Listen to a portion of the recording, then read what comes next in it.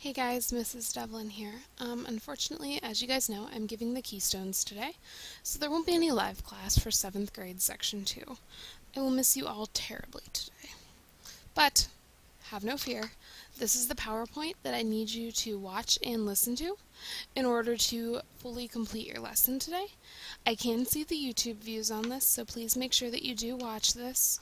This will help you with the Mexican customs reading that you are completing today, because I will indeed go over a large portion of it. So without further ado, let's jump to our agenda.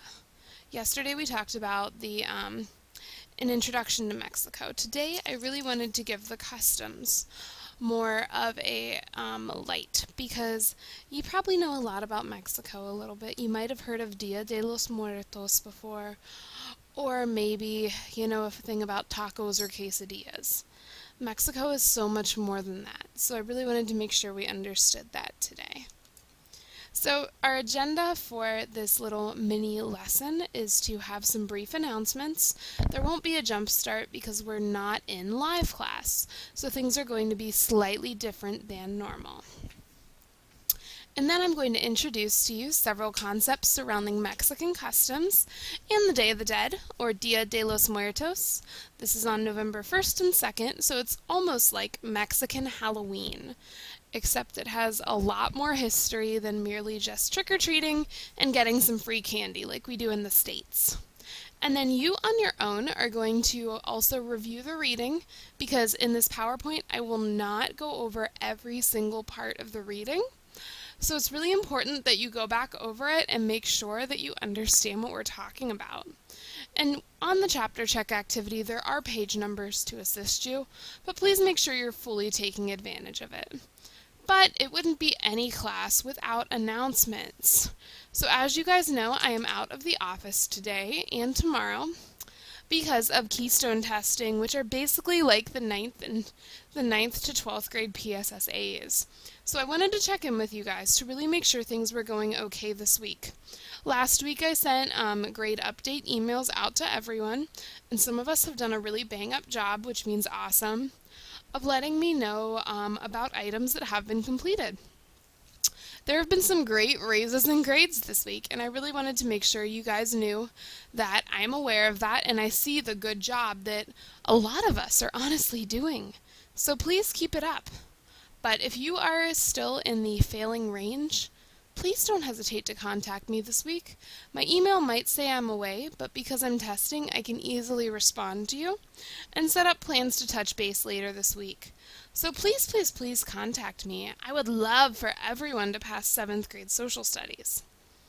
I'm also going to try out some trial office hours this week, I think. So what does this mean for you? This means that I'm going to probably set up a time on Thursday where I will be present in a Google Hangout. And this is not required. What's going to happen is you can accept the invite hangout and just come in and chat with me, maybe just to double check on your missed assignments or to ask questions about an assignment. Let's say that Canada map activity was maybe really tricky for you. So maybe you would come in to try to have some help on that. This is a great time to come chat with me if you don't understand an assignment, if you're not sure maybe what you owe, or if you just want to make sure that you are on track to finish the semester strong and really rock out the end of 7th grade. So please do consider attending this trial office hour hangout. I'm thinking I will set it up for Thursday afternoon. More information will be coming via email. I'll probably set it up very soon. Another just brief little tidbit of information that's very important to note. If you are planning on joining us this next year at PA Distance, please let your counselor know. I know she's been making some re-enrollment calls, and I'd love to have each and every one of you back in 8th grade social studies next year. So please do consider letting your counselor know and returning that call if you have not done so already. Please remember to be reading maps effectively for class. Make sure you're reading everything, looking at that compass, looking at that key, lots of different items. And also, guys, remember to completely follow directions. Regarding the map activities, which I apologize, I'm a little behind on grading due to these Keystone exams. Some of us aren't completely following directions sometimes. So what does this mean? This means that I'm getting a map activity with maybe the oceans not labeled or the United States not labeled. Guys, I know we're at that point in the year, but please, please, please, follow all directions. I don't want to have to take off points for you not doing something that's required. But I've had to do that a lot recently. So please make sure you're reading and keeping track of things. And as a friendly, happy announcement, guess what? We are officially 1 month away from the end of school. You are getting close. However, finish strong. Do not give up on me now because there's a month left and it's pretty outside. As always, if you have any questions regarding class announcements, shoot me an email today. I'd be happy to respond to you. So here's our objective. We're going to be able to understand and comprehend Mexican practices and customs. And I'd also like you to be able to identify the importance of Dia de los Muertos in Mexican culture. So let's see what we're talking about today. To begin, yesterday we had our introduction to our neighbor to the south, Mexico. Yesterday you had to start this reading and you also had to watch 2 YouTube videos and tell me whether or not you wanted to visit Mexico. This is a very interesting land that has positive and negative things occurring in it. Some of you guys were like, nope, Miss Devlin, I am not visiting Mexico because they have a drug trade and that scares me. Think about the videos yesterday. Think about what you learned about Mexico. Think about whether or not you'd visit it and whether or not this is a country on the rise or a country that's kind of maybe stuck. That's what I want you guys starting with here. Let's go ahead and move on. Before we get started, I'd like you to consider what a custom is. And I'm not talking about like something custom made. Think about what a custom for the United States might be. So here's our formal definition of custom here, guys. A custom can be defined as something that is a traditional and widely accepted way of behaving or doing something to a particular society, place, or time. So when I think customs in my family or maybe in my city, something that is widely accepted as a way of behaving, I think about in Pittsburgh, a lot of people are very religious about the Pittsburgh Steelers. So I think about maybe watching football every Sunday. My mom always used to go to the grocery store during that time because she knew that everyone was accustomed to watching football then. So that was a traditional and accepted way of behaving. So think of a custom in your family or maybe in the city that you live in.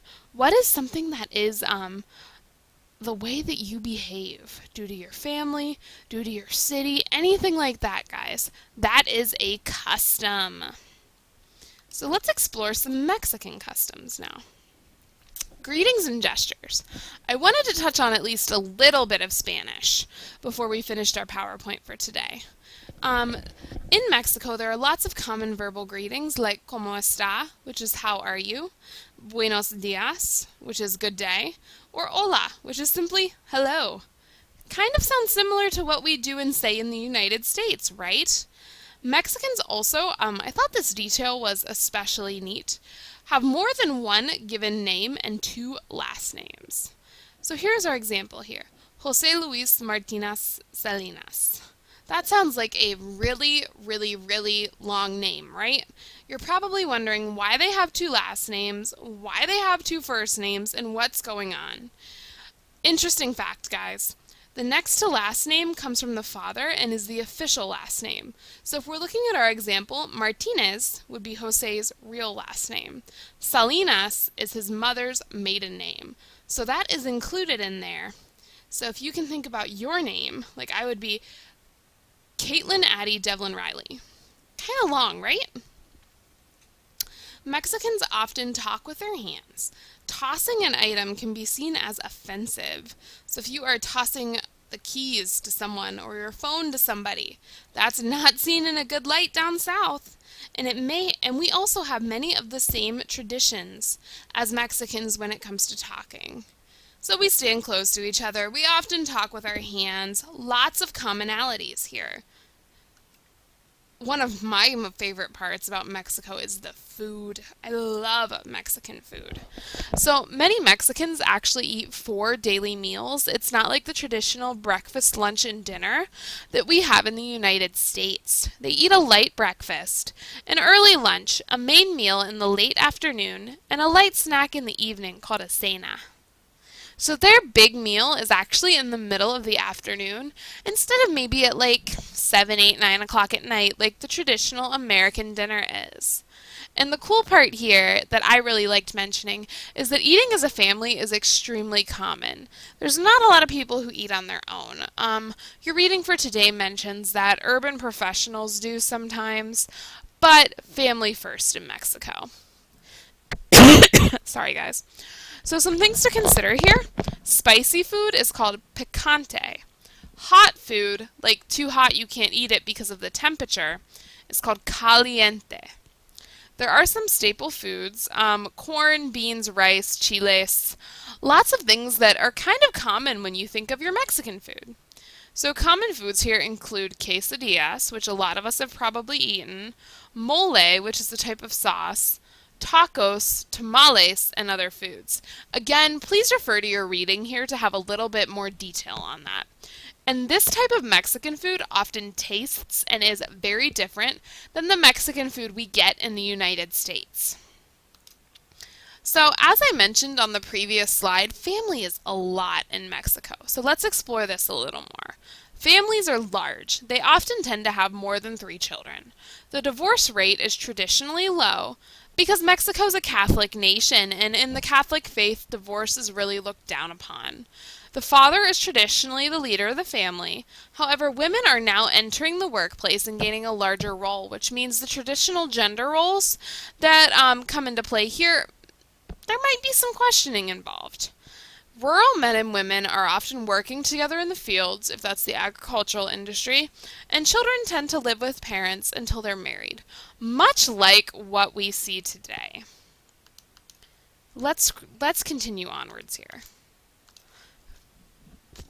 So one of the most interesting parts to me was recreation and holidays. So football or soccer is the top sport in Mexico. Bullfighting draws the next largest crowds.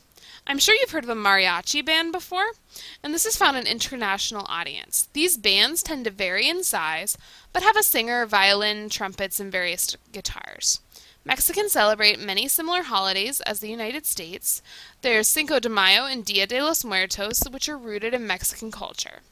Dia de los Muertos is when families gather to celebrate life while they honor the dead. They're sweeping graves and building altars to the dead, and the interesting thing that I saw here was that they place items on graves to help aid the journey to heaven. So maybe they'll give them food, maybe they'll give them something to wear to help aid them on their journey to the great beyond. A little more about Mexican government. Mexico has a federal republic of 31 states and 1 federal district under the government led by a president.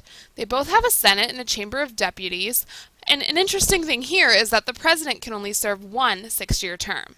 Service industries employ the highest proportion of Mexicans and create the largest part of the gross domestic product, which is basically how the economy functions. Tourism also brings in some major money here. 40% of the Mexican society, however, lives in poverty at the moment. The currency is the peso.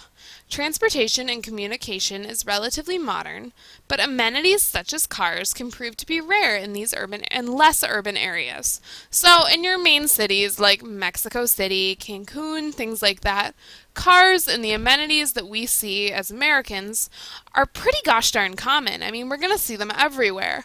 However, when we travel to the more rural areas in Mexico, the country, cars, transportation, communication, not as common Education is free if you're between the ages of 6 to 15. Attendance, however, is not really enforced, so not everyone gets the education that they need to succeed. The literacy rate is only at 91%, but universities do exist that help Mexicans achieve a certain collegiate degree, so there are higher education opportunities. Now, this concludes the first part. I have 3 more slides to present that I will present in a separate YouTube video. So make sure you access that as well before you finish for today.